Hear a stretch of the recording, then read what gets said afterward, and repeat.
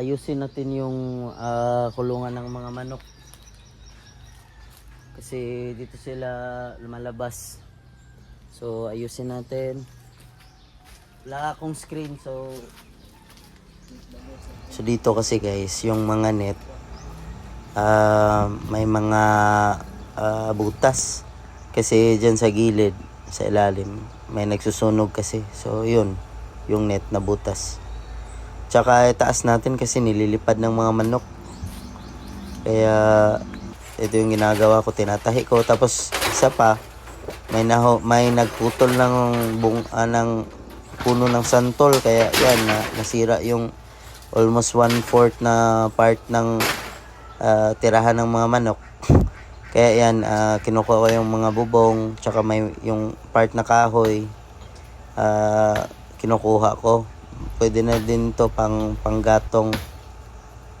Kaya yan, pinuputol ko muna. Just dyan. Dyan ko lang nilalagay. At yun, balik ako sa net. Kasi di ako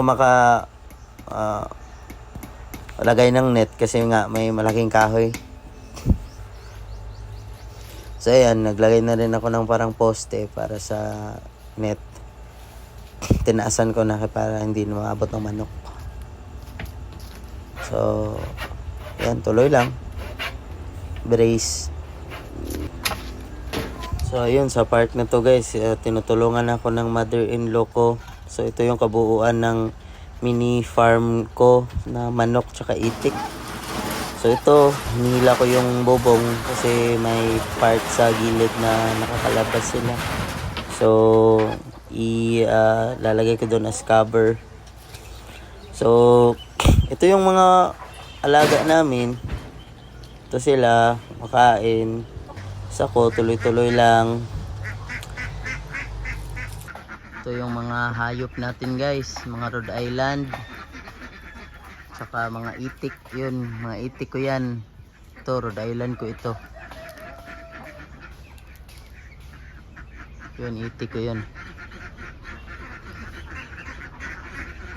Sinubukan nating magparami pero di pwede dito, marami kasing mga kapitbahay. Ito lang, kuan lang to, hobby lang, hobby.